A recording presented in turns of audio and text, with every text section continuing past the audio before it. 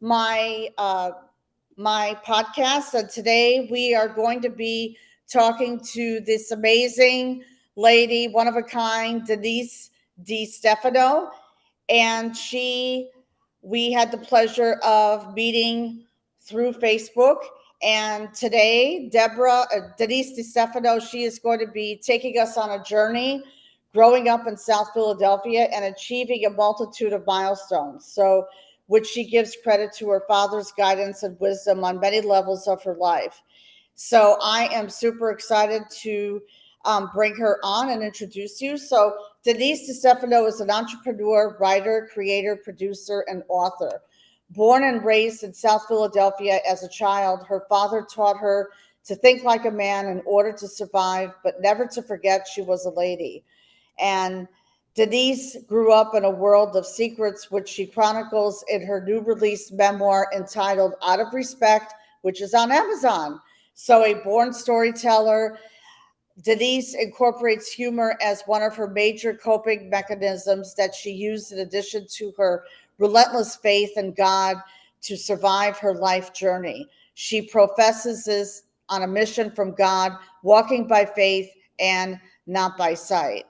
And I'm really, really excited to have Denise here on my podcast. Let's break the silence with Angeline, because guess what? We have a voice. Our voices matter.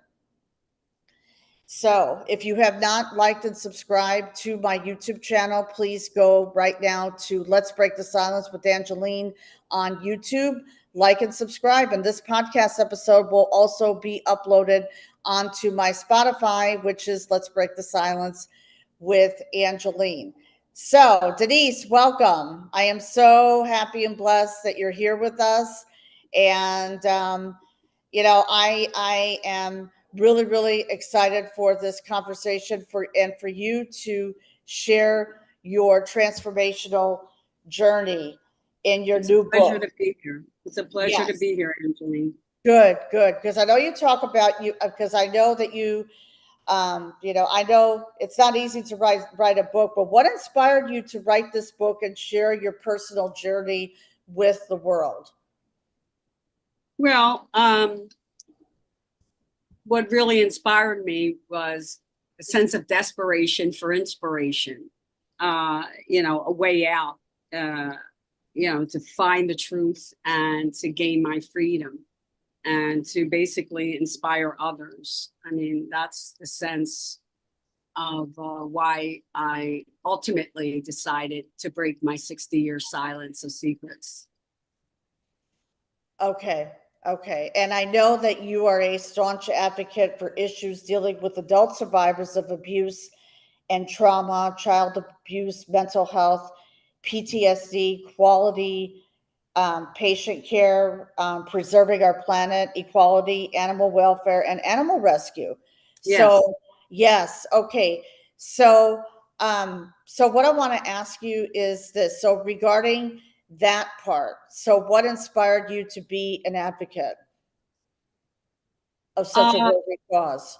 well, because I grew up in that environment and I knew as a young child that I felt that I had a responsibility as a young child because I was exposed to it. There must have been a reason why I was exposed to it, and then I saw so much that I could never say, and I guess my leading myself down that road of seeing domestic violence and also seeing so much abuse that I did not share with anybody and seeing the violence as a young girl, young little girl, and subjected to all that myself, narcissistic mother, domestic abuse in our house, rape, all types of situations, and the violence on the street, the violence in other people's homes. And I just like put that into my heart, and it grew into some kind of passion and some kind of mission that I had to take on. And that even led me into, that that healthcare journey and becoming a nurse and having to care for others and being an advocate. So I felt that it was more of a mission that God put in my lap than it was a choice. And I'm on a faith journey, always walk by faith and not by sight. And I always felt that I had a spirit on me that protected me through all this violence, and that I'm able to come today to share my story and through my book with so many people to help them, because we need a safe space in order to expose our own drama and trauma and personal I'd say personal journey and personal triumphs, or a way to escape it and to resolve it, and deal with it. Okay. Right. Yes. And If that makes any sense to you. no, it does make sense. It does make sense because, this is why I'm so happy and grateful that you're here on my podcast, because, my podcast is a platform for women to break their silence and share their real life stories. So, in terms of that, okay, so let me ask you this. So, can you share a pivotal moment from your journey that significantly shaped your path to resilience and empowerment? What was that pivoting moment for you? As a child or as an adult? Both, Because both. this is an onion. You know what I'm saying? This is an Right. onion. Okay. Okay. So, well, there was one point that I guess always wanting to have love and have that feeling that I was always, everybody wants love from their parent, okay, especially a mother, okay, and I was relentless, and I just kept trying and trying and trying and trying and trying, and there was no way that I was able to do everything I could do, including buy her love. I was not successful. And then I finally went and to confront her after 20 years of leaving the neighborhood. And she still denied, went back and say, I knocked on the door and she opened the door and she said, can I help you? Well, that's a mind blower. After this is the woman who bore me. This is my mother. God put me into her womb. So I said, I took a step back and I said, she said, who are you? I said, I'm Denise De Stefano, your Oh my God. daughter. And she's like, oh, you are. Well, what do you want? And it was like very demonic. She was very dark at that time, but she was much older. And when I was a child, I saw her as a very strong, narcissistic, violent, abusive person. And then I see this weak woman standing in this entryway. And then she went to shut the door on me. And I said, I didn't travel 3,000 miles to confront her and not get something from this. And so I stuck my foot in the door and I said, I have one question to ask you. Why did you treat me the way you did? What did I do to you? And she said, well, get in the entryway. There's neighbors outside. So this woman was still worried about what people thought, it was all about her. And I guess it was at that point that I knew there was no resolution at that time. But ultimately, I did on her, I revisited that later on in the book as I chronicle, and that I went back and I confronted her while she was in this nursing home that she never wanted to be in, that her own family put her in. And I would have never done that to her because she was still a human being and she was still my mother. And I forgave her, because if you can't forgive your abuser, okay, you're never going to get past it. So, but that was one of, the one of the main, I'd say, milestone that decided, I have to share this. Also, when she threw me out of the house without any clothes on and just rip them off and say, you'll go out of this house the same way you came into this world. And that, as a child, is just mind-boggling. And the constant, I guess, the relentless affairs, and what I found out much later about, her drug use, her affairs, the fact that everything she basically said, I'd say 50-60% of it was not true. And, I didn't even know she was Armenian when I was young. So neither did my father when he married her, but he thought that he was marrying a woman that had his child, and she was a ruse and a con, and she was good at it. Ruth was very good at it. I mean, I knew 5 personalities of so many more that she had.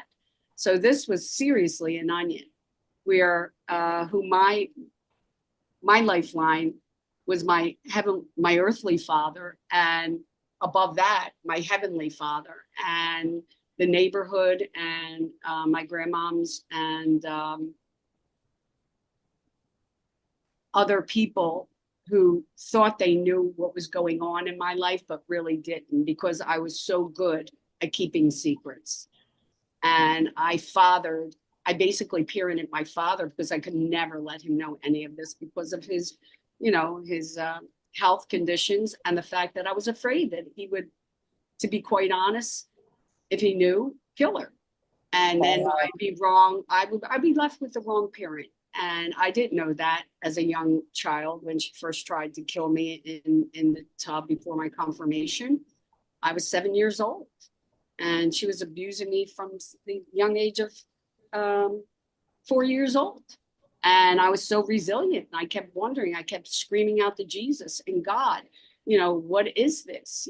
But there was a sense of peace, which is diabolical, because I had a spirit on me. And that spirit really covered me until I went to the next situation and the next situation.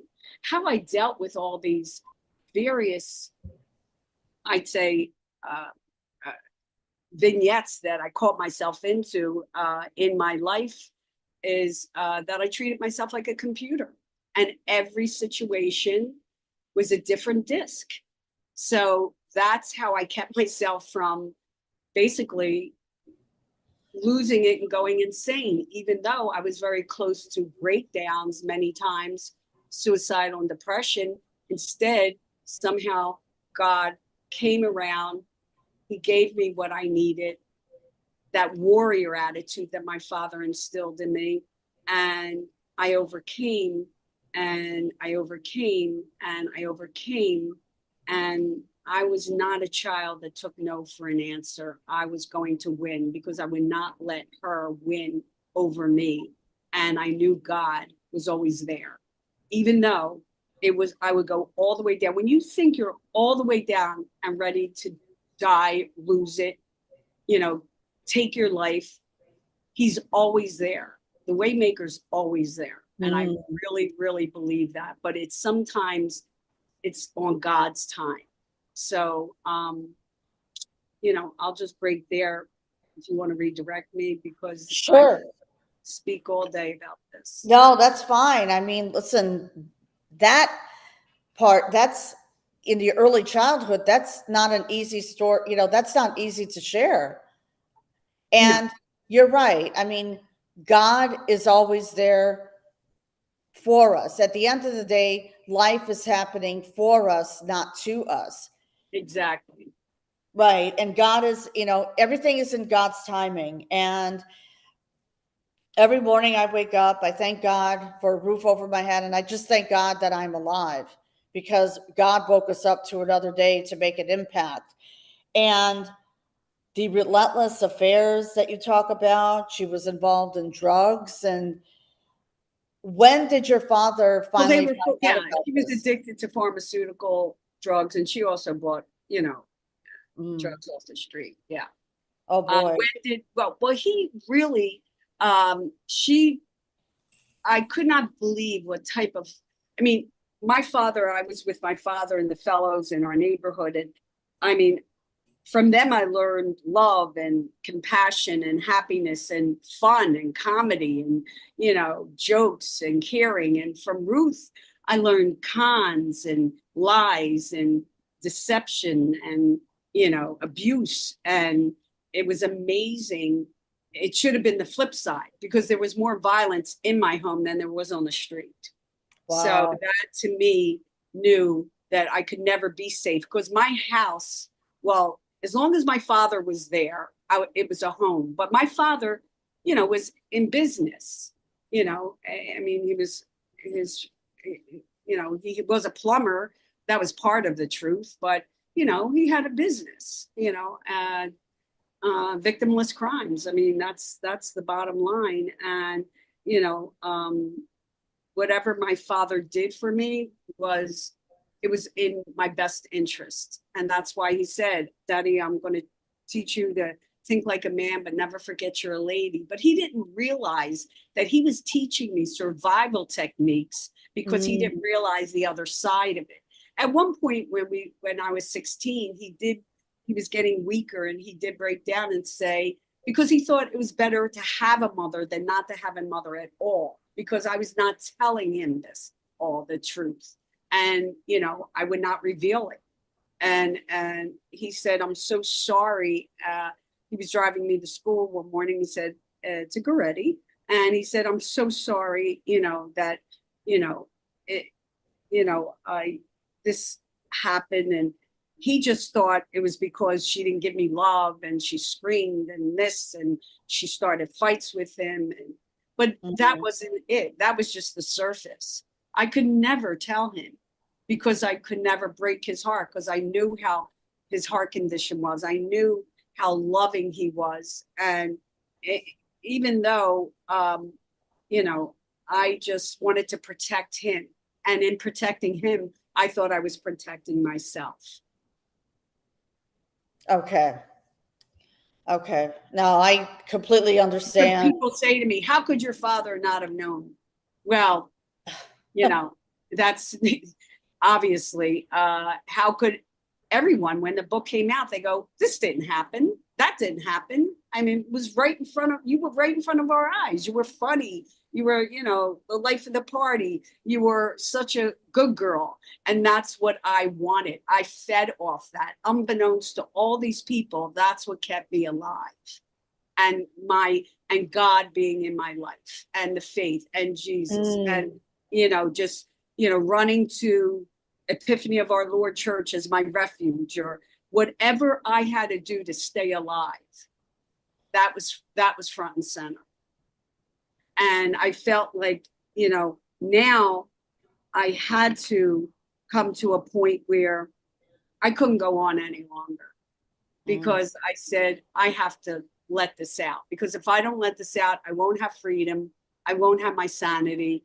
And I won't be doing what God wants me to do, which is share my testimony to glorify Him and to show other people that He exists. Exactly, which led you to writing your book. Exactly. So now let me ask you this. Were there any challenges you faced while writing this book? Um, I initially started writing the book. I was in 1991, to be honest. I chronicled things when I was young, and I would hide them away because she would just go through everything. But what I did was in 1991, I was living in Manhattan, Mm. Midtown East Side, and that was the first time that I felt that the demonics or the devil or somebody was going to take me out because I was having a breakdown. I was having a breakdown. I had no more coping mechanisms, no more things I can entertain myself. I had money. I could buy things for myself. I could go places. I could do things, anything to avoid it. That's why I went from Philadelphia to New York. I thought if I run away from my problems, I'm okay. Well, they're going to always follow you until you confront them. So it was in New York on 55th Street in 1991 that I literally screamed out for Jesus screamed, "Help me, Father." And basically had a verbal fight with the devil, which sounds crazy. But if anybody knows, the people that have the trauma in their lives know that's what we go through. We scream for help. Instead of, there's so many people who maybe haven't survived it. Like, that's why comedy was a coping mechanism. And listen, like, look at Robert Williams. He was brilliant. He was, nobody would have ever known. And look what happened to him. And then there's, Jim Carrey, and he went over and above, and now he's out there claiming, that God is the way, Jesus is the way, and people don't want to listen to that right now. But, and I was out there, and I was, doing gigs at Caroline's and whatever, just as a coping mechanism, because that was one of my biggest ones. But when that night I had such a breakdown and I was screaming and I was from exhaustion, I ended up sleeping on my foyer and then waking up at like 3 o'clock in the morning and looked around and said, "What's going on?" And I got in the shower, made myself coffee, and it was like I was divinely guided, and I went straight to the computer. I closed my eyes. I just start journaling. And it was 4 months I journaled every morning. I woke up at 3 without an alarm clock, journaled from 3:30 to 11:30. And then I'd get washed, get dressed, and then, join the real world again and start my business or go out for lunch or go out and buy people stuff. Because it just gave me so much happiness to see other people happy, because that's what I fed off of. So, and after 4 months of that, I had the beginning of what is now known to be Out of Respect. And that, I'd say, 8 chapters, 9 chapters grew into 21 chapters. And when I initially wrote the book, it was nearly 500 pages. And that was in the, I'd say, past 5 years. And then I had to break it down to what was the most relatable within that book, to bring it down to 300 pages to help people, and then extrapolate whatever I could and just bring it to a second book in the future, which would be the wild things, something like a Ruthless, a life without Ruth, and which were all the crazy and fun things, and how you get in and out because you have that infrastructure. So and shortly after that, somebody read that book in New York, and all I knew was, like, I'd say a few weeks later, I had William Morris as an agent. And who knew from agents? Who knew from algorithm? Who knew from any of this? Right. Okay. Yeah. Wow. Wow. And, I commend you, Denise. I really, really do, for, stepping into your truth and just sharing, all the, sharing what happened. What advice, and let me ask you this, what advice would you give to someone struggling to reconcile their faith with their personal challenges? In other words, if they're going through something similar like you did, what is, what advice or life lessons have you learned from, from the abuse from your mother, and writing the book? What are the life lessons that you would share with someone who's going through something similar like you did? Well, I think that the one thing was the fact that I was open to a divine, the divine and God. Like, I waited on God. Like, there were situations that I would be in and I go, I don't know what to do with this. And I would literally talk with him. Well, God, where do I go from this? But not everybody is sometimes in that situation. So what I say is the first thing you could do is, because I went through self-sabotaging, I went through all those things. And the first thing I remember doing was telling me that it was not my fault. no shame, no blame, no condemnation. You know, it is not your fault. This was done to you, okay? And you can't take it on as if, you know, this is going to destroy you. And you have to sit there and you have to go through all these things. It's a hard journey. I'm not saying any of this is easy. And I'm saying, but the first thing is to come out with self-love. You have to really, I mean, my personal thing was, which is the hardest thing, and I looked into the mirror and I said, you're loved. You know, you were loved. So I pulled out all the pieces, like my father used to say, Daddy, when you're in a situation, it's like you put macaroni into a strainer and you let the bad out, let the water go and keep the macaroni because that's the good part. And that's what I did. I went back and remembered all the good things and I held on to those and I meditated on those. And then I shared those with certain people. And then I had, and I did do therapy when I came out to California to realize that it wasn't me.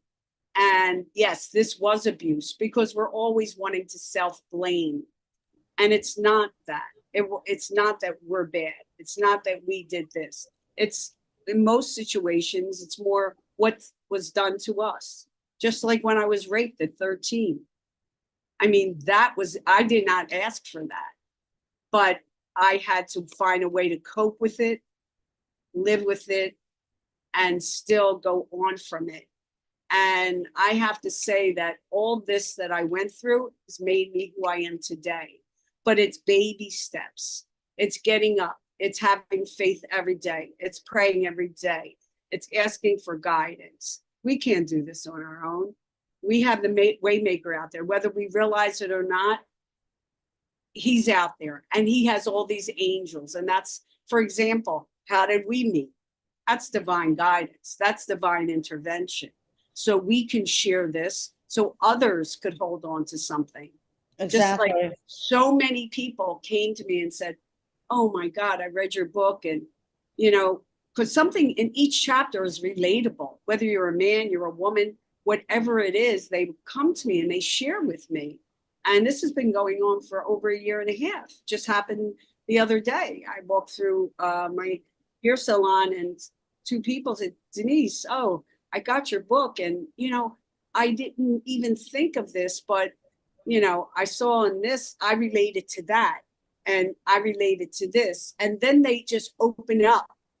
Okay. And then they begin to heal in some way if they haven't already, or they begin to acknowledge because they know it's safe.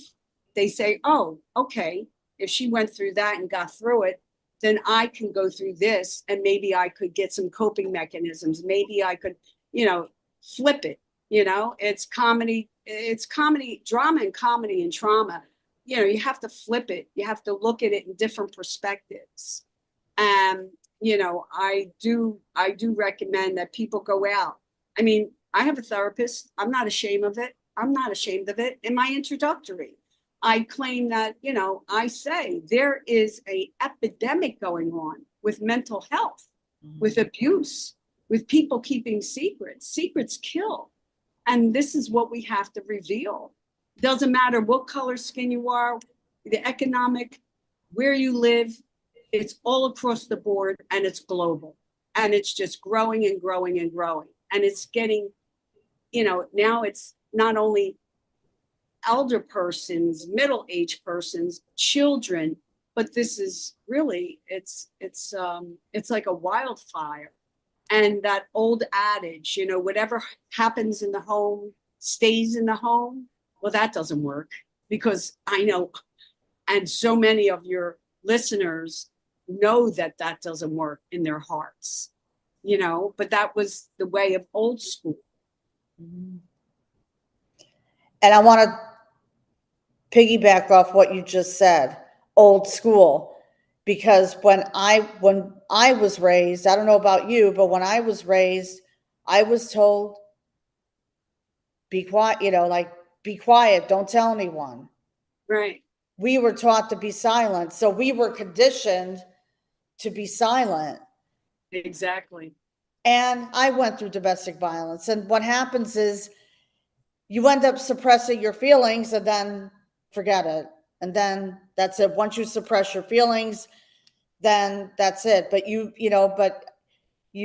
surrendered and you went to God, and you and I connected together. That was divine. That was divine intervention. Exactly.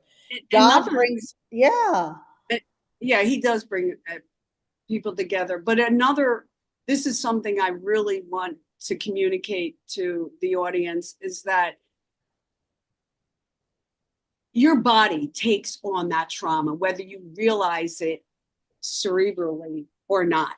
Okay. Your body's taking on all this and storing all this trauma. Okay. In your neuro system.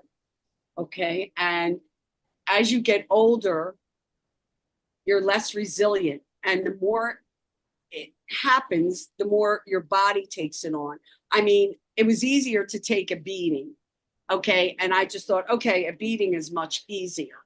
Okay. Than verbal abuse that happened every day.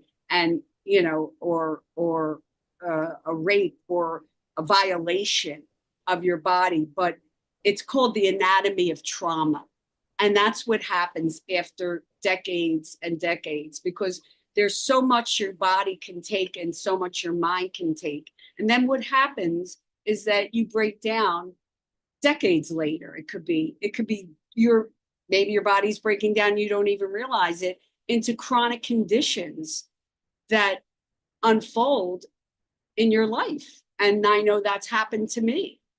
And immune systems and this and that, it's all connected. And being a nurse and seeing it in the healthcare field, seeing it in, doing my advocate work for, abused children, domestic violence, abuse, rape victims, it's all there. And you just have to have this, you know, peripheral vision. You have to have this latitude and say, okay, this is across the board. And it's just so involved. And you have to break it down into volumes and then take it at one step at a time. Because if you look at this all at once, you're just going to be so overwhelmed. You're going to say, I can't do this.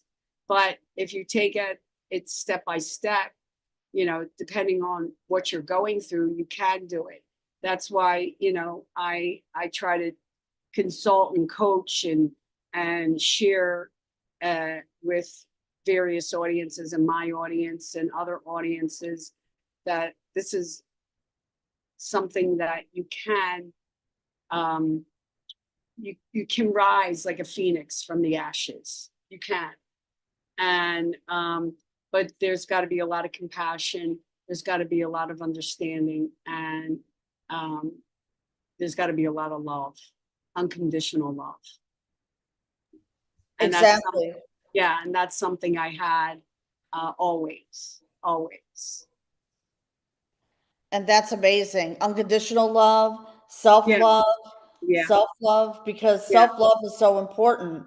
yeah. And And I had it from everyone but my own mother. And and later on, I didn't have it affects your relationships. All this affects your relationships. With me, I never had I you know I was always drawn to a narcissist later in life. Like there were two relationships I had. They were very narcissistic and they love bombed me. And at one point I said, I'm going into something where I'm marrying Ruth. See, because that's what you're prone to. So, it really, it comes up and it comes up and it comes up and it comes up and it comes up. But you can stop that, you can cut that cycle, that generational cycle, or that cycle that keeps reappearing in your life. But it takes time. it does take time. And it's a process, the healing process, because and you're right. And regarding your body, I mean, talk about it has a, a physical effect and a psychological effect way down the road. And body, like some people. Now, why do some people choose to just stay in the victim state? Because you talk about rising out of the ashes, you definitely rose from the ashes. Yes, I did. So, yeah, and you surrendered and you wrote the book. So, for someone who was in a similar situation, what um what advice would you give? Well, to be quite frank and honest, God was my refuge. And I always went back to that ultimately. Always, always went back to God, always went back to screaming for Jesus to help me, always went back. I mean, Ruth, she had me, she abducted me. She hired two people after she abducted me to try to abduct me and kill me. I mean, these are insane, insane situations. But it seemed like every time this happened, God allowed something or someone to be around me to pull me out of that. Unless I kept screaming for him and seeing this, screaming for him and keeping the faith as my constant, you know, it's the faith, it's believing and never giving up hope. You give up hope, Mm. you know, then you got to call it a day, but no one should call it a day because everyone has hope, you know? I mean, you could be down. I was down one day. I was living, on my own in an alley because Ruth put me out. My father was away. They're saying, where was your father? Away doing business. But do you think I was going to let him know? And in the book, I chronicle so much of that. And Mm. I lay it out there. I lay it out there. And I do it in such a raw way because I wanted to be totally transparent so other people know that you have to just keep going. And there were so many times I wanted to give up, but every time I went to totally give up, something came through. And that was Mm. God either sending that, the angel sending that, the Holy Spirit sending that. And that's what I believe. And that's what I believed in. And he's still working in my life like that. Absolutely, absolutely, absolutely. And I'm a firm believer in God and Jesus, and you're an amazing woman. I mean, you are a force to be reckoned with, Denise. That's what I'm. Those were those words I was looking for. You are a Well, force to be reckoned with. But it was God. It was your faith in God and your belief. And yes, life is going to knock us down. It yeah. will. Life will knock us down. And no matter what's happened in your life, you were resilient. You were resilient. You had your faith in God, and And I miracles didn't want to, happen. yeah, I didn't want to disappoint. I didn't want to disappoint God, in Mhm. giving in. I couldn't do that, if he was still going to be there for me. I didn't want to disappoint others who really, you know, uh, I was helping. How could I do that? So I thought, okay, if I let this all out, then maybe I can give them hope because the hope is what's what it's all about. It's about that hope. And of course, you know, I just use coping mechanism comedy. And it's the prayer, it's the Bible, it's comedy, it's all your coping mechanisms. And it's looking in that mirror and saying you are worth something, you are valuable. you know Look what you've been through. Mm. So that going back and seeing what I came from, all those situations, and I would say, how can I give up now? How can I give up now? I and that's what keeps me going. I can't, because I believe that, you know, he's still working in me. he's not done with me yet. Because if he's still bringing me through, he's not done with me yet. Exactly. Exactly. And God will bring us through the storms. He will, Yes. he will see, yes, he will, God will bring us through the storms, and those angels are looking out for us, because when we go to sleep at night, the angels are looking out for us. Yeah. And the storms And could be for years. They could be for decades. They could be for 2 years. You have to, that's what everyone says, wait on God. That's what they mean, wait on the Lord, because we're more than able. But it's that waiting period in the storms that sometimes take some people out not to dinner, is what I always say. I try to just twist it. When I used to do comedy, people used to say, "Oh my God," and you can't compare your stories because we all have our own stories. And I used to do stand up, and it was a joke that I wanted to express the abuse or express something so dark, and I would, stand up and say, "Oh, I moved to L.A. and I came out in LA, and a friend of mine said, "Oh, I went through the most horrific time when I was a child. My mother, I had time out, and she made me sit in a corner for 3 hours." I said, "Oh, really?" I said, "From where I come from, my time out was the time my mother beat the hell out of me to the time I came to. Now that's what I call time out." So you have to have that. To me, that's funny now, and the audience would laugh, but they didn't realize how real it was. So everyone has a different perspective, and you also have to respect and honor that, and share that, so they are safe with you. exactly. Absolutely. Absolutely. And when your father taught you to think like a man, but never forget you're a lady. So how has this um, duality influenced your identity and the way you tell your story? That made me fearless, because my father said, "There's nothing you can't do in life, Danny. Just keep God front and center, and never be afraid. You can be anything you want to be."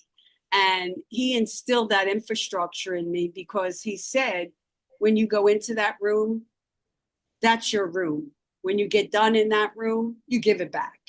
And it was think like a man, but never forget you're a lady. And that's why I was so successful.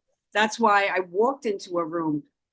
I didn't really, it's not that I didn't disrespect you, or it was just that you're you and I'm me, and I bring this to the table.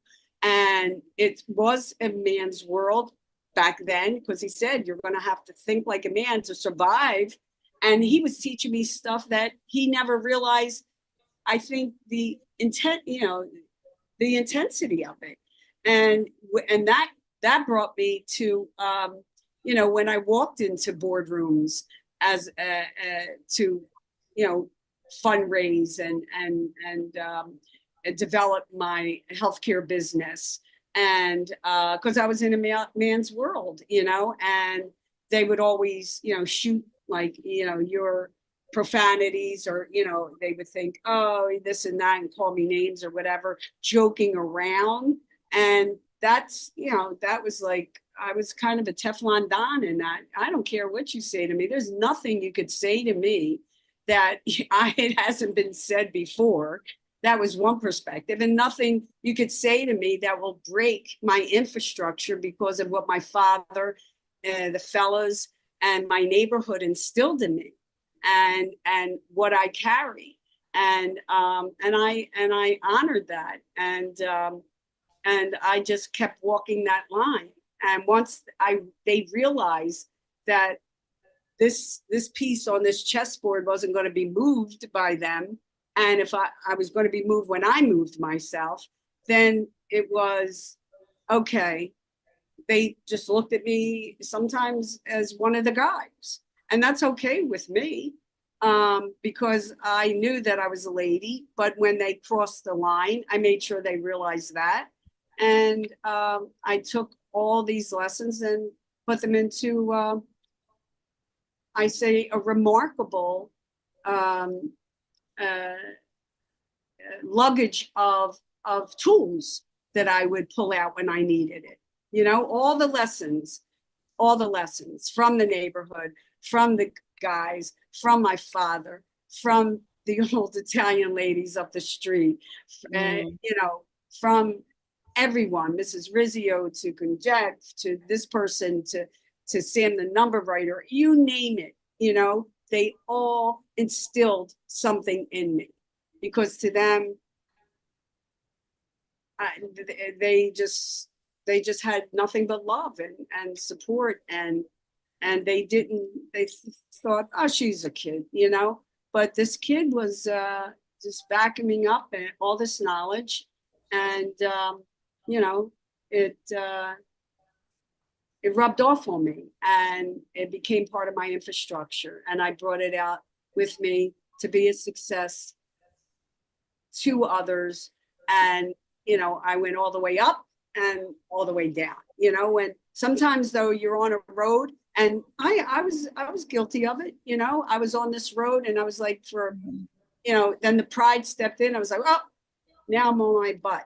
Okay, God, okay, I'm you know I obviously did not make you happy, so now you know he's like, okay, I'm gonna lead you, and he would take me to another situation. And I believe, like people say to me, "What is it with you?" You know, it's I'm relentless. I'm relentless. I will, even though I'm hit and hit and hit and hit, you know, figuratively today.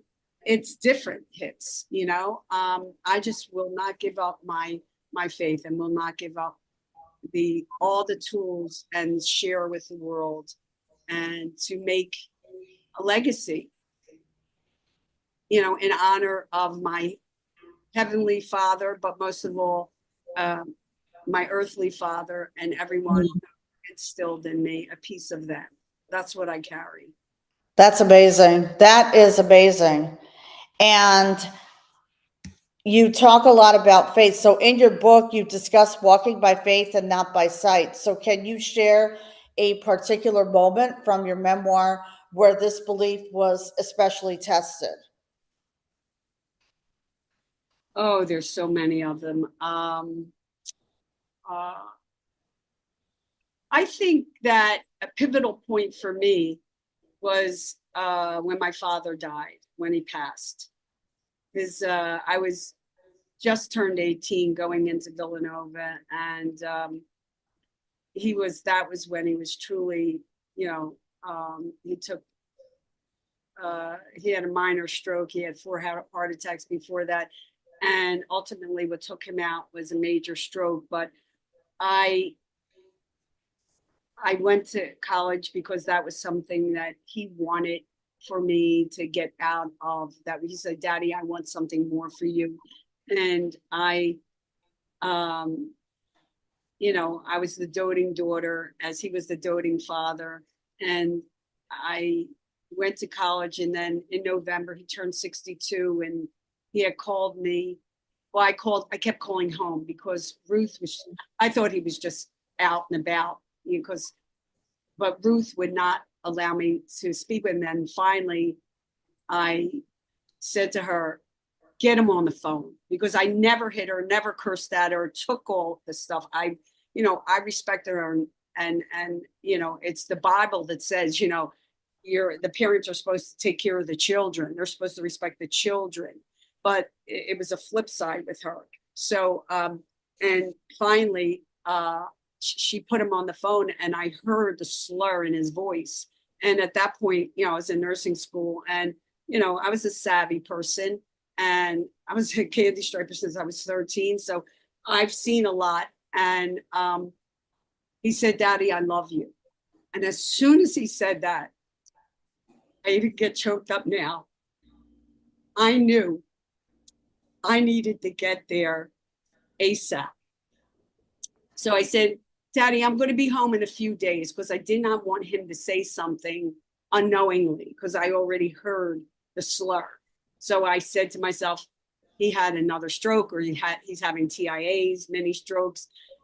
So I went teachers. I said, I'm out. I got to go. You know, flunk me if you want to flunk me. I don't care. I got in the car and went home. And I wanted to do that because I wanted to surprise her, element of surprise. So I walked in, I looked to the left, I saw my father slumped in his chair, and I, you know, kind of, oh, Daddy, how are you? You know, as if he was the same old Paulie, you know? And Mm. I said, let me raise the TV for you. You want something to drink? He said, yeah, that would be nice, you know? And I went into the kitchen and I said to her, what are you doing? And she said, ha ha, I'm winning. Well, that was it. That was a break. Oh, uh-oh. Ha ha, I'm winning, while she's stirring the gravy in the kitchen. And we had a Oh, long house. Okay. So I looked at her and quietly I said, I'm not the same little girl. I'm Denise. And if you don't get in that friggin' yard right now, I hate to say what I'm about to do, because now is the breaking point. Get in the yard. And we went out and had it out. And that's when it was the breaking point of, okay, now I'm stepping into it. And she made that day miserable. But then, you know, my father and I said, Daddy, he said, we'll do something tomorrow, Daddy. I said, yeah, we're going to do something tomorrow.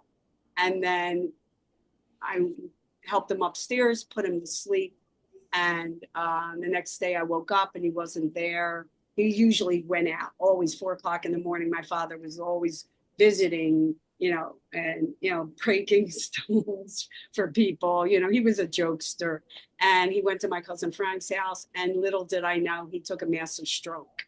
It was around very early in the morning, maybe 6 o'clock, 5, 6 o'clock. And he went over there, and I didn't know that. And then Ruth came into the room and she said, "If you want to see your father before he's dead, he's at the Methodist." Ha ha.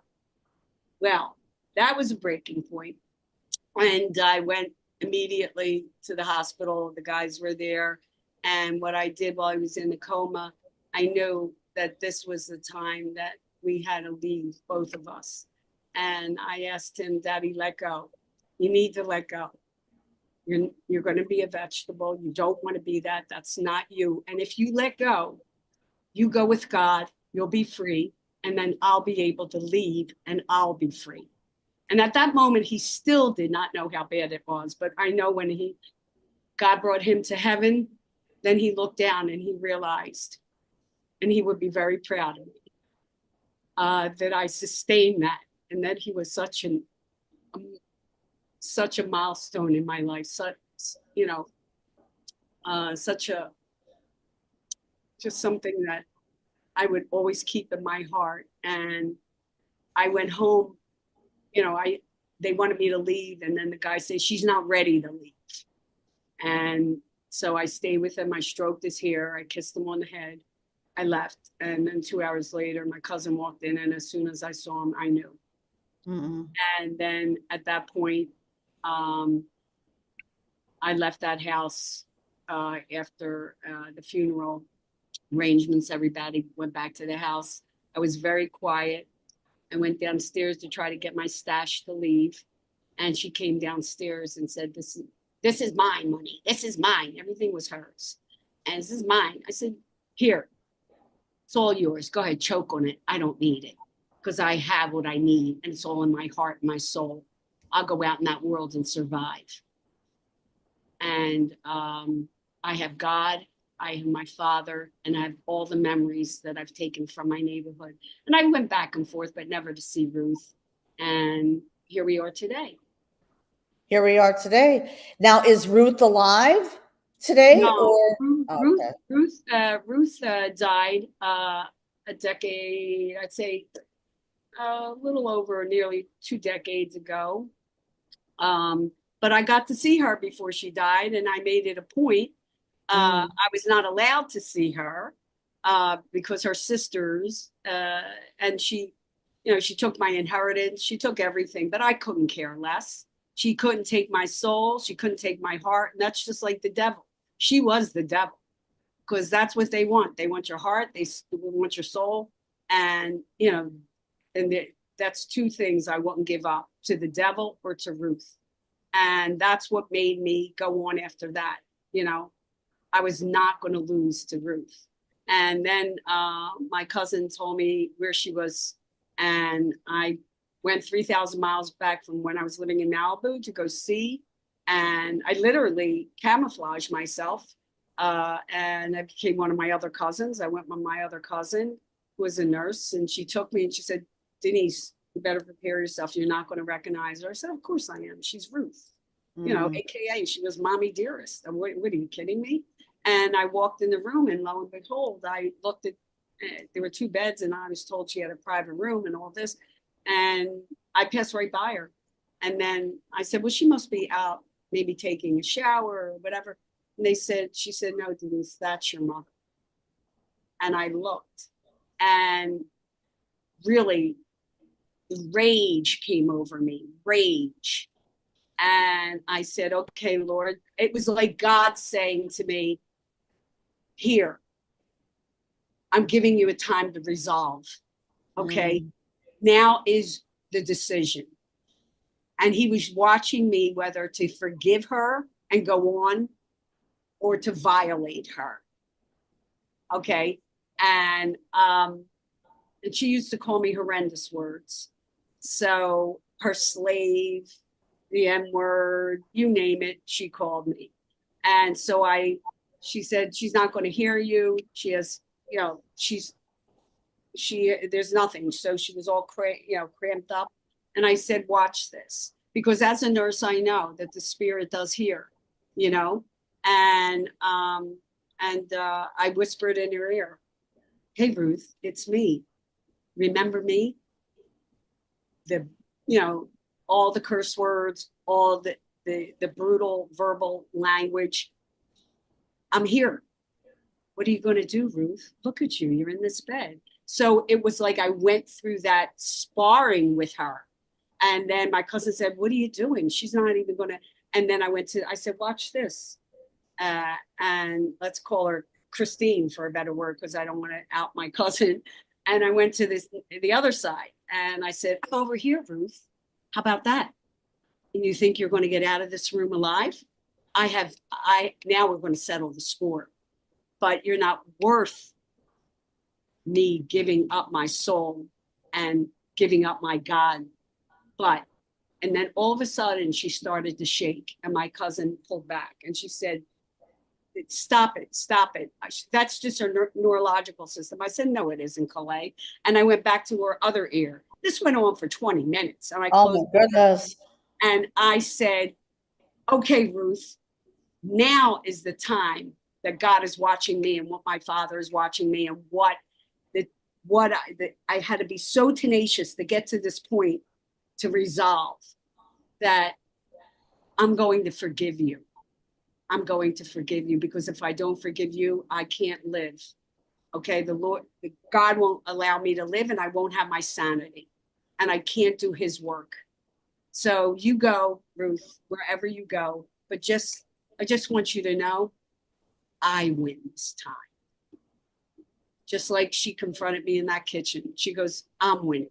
So I trumped her. Checkmate. And then I went out there and I said, I forgive her. She always wanted me to say, I love you, but I could not do that because I needed to be shown love to say love. Wow. And that's basically a synopsis of Denise's life till present day.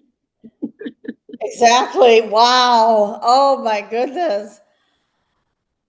Well, you know what? We are coming up to the top of the hour. So what I would like to, I would like to end the live with some wisdom. So what advice would you give to someone who wants to write their memoir, something that's similar to yours, but is afraid to share their personal stories? Because we both know, there are some people out there who feel ashamed in sharing their stories. So what advice would you give them? Well, one advice I would give them is that what I did was I had aliases. You know, I've changed names and situations in my book in order to protect other people. And that's one thing. Another thing I would give them is it's going to be a hard journey, but it's going to be something that's going to pull you out from the darkness into the light. And no matter how many times you fall down, you get right back up. So while you're in that writing journey or that therapy journey or coming to unfold to who truly you are, you just take it one step at a time. You walk by faith, not by sight. Every time you think you're going to give up, close your eyes, okay? Because you don't want to see it. You want to do it, okay? Just do it. And that you have to believe that you're unbeatable. Also, how I started my writing process was to go chronologically from the first point of abuse or trauma or drama or attack, and then whatever that age was, what was the incident? And that's how I made the model and outline of how I approach my writing.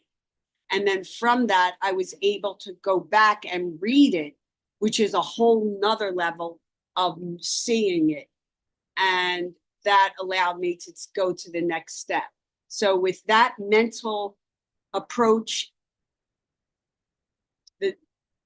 the falling down 27 times, it's about getting up that 28th time. It's about walking by sight and not, walking by faith and not by sight. And never, never, never, never think that you're have any condemnation, that you're at fault for anything, and guilt cannot be, and secrets kill. So you have to go out there and you have to go out there and tell your story. And if you have to use aliases, if you have to journal just internally and share it with a safe spot initially. So it's a platform. Exactly, exactly. And in I fact, hope that makes sense. I hope that that makes a lot of sense I'm all because shooting from the hip. yeah, no, you're not. No, actually, this is great because you know what it is, Denise? You're speaking from the heart. And this is a raw and real conversation. And you kept this conversation very real and raw. And guess what? I've used Elias's name to protect myself because, That's what you yeah, do, because a lot of people, make stories and or blogs or this and that about people they know, but that person they know is them. exactly, exactly. Walk by faith, not by sight, and share your story. And I feel so happy and grateful that you shared your story today on my podcast. I'm on my platform. Let's break the silence with Angeline. The Because eye of guess the tiger, the eye of the tiger. the Be eye like of the tiger. I love it. I love it. Rocky in the ring. Just keep getting up. Apollo has to go down. Exactly. And you keep saying, get back up. That's right. Because guess what? Failure is a part of learning. Failure is our teacher. And Exactly. we fall down, we get back up again. Right. Because And that's what God wants us to do. He doesn't right. want us to live a fear, we're fearless. Yes. And when God's doing work in your life, just like a plant, the plant has to be pruned every so often in order to grow. Exactly. Well said. I like that. I like that. And oh, Denise, so where can people buy your book out of respect? They could buy it on Amazon. They could buy it on other platforms. If you Google it, there's a whole bunch of platforms. It's on Amazon. You could also go to www.outofrespectbook.com, and there's an audio trailer there. There's a place you can either order it from me, autographed copies, or you can order it right out of the store. There's a media, there's updates of what I'm doing, coaching, things of that sort, and ultimately also the upcoming audio book, which will be out in a couple of months, which I'm very happy to say, and that's going to be very impactful because I'm doing it, the narration. Exactly, exactly. Oh, I can't So wait that until the they can audio get comes me. out. And also, when you go to the website, it'll lead you right to out of respect at gmail.com, or just go through that. You can send me messages, Okay, good. and there's a whole list of things you can basically pick from. Awesome. And also, and thank you so much, Denise. And No, these, thank you. And thank you to your audience and everyone listening. I appreciate you. And, I say never give up. that's right. Never give up. Never give up is right, Denise. That's right. We keep fighting the good fight. And and also what I want to say is all the links will be in the show notes. So this podcast episode will be uploaded and live on my Spotify. And my Spotify channel is Let's Break the Silence with Angeline. And also you could go to my website, Let's Break the Silence with, Let's Break the Silence.com, for coaching programs. And if you would like to book a call with me, a breakthrough call, or be a guest on my podcast show, please go to let'sbreakthesilence.com, because guess what? We all have a voice. Our voices matter. So on that note, Denise, just Yes. wait in the green room right after this broadcast. I'm going to end the live right now.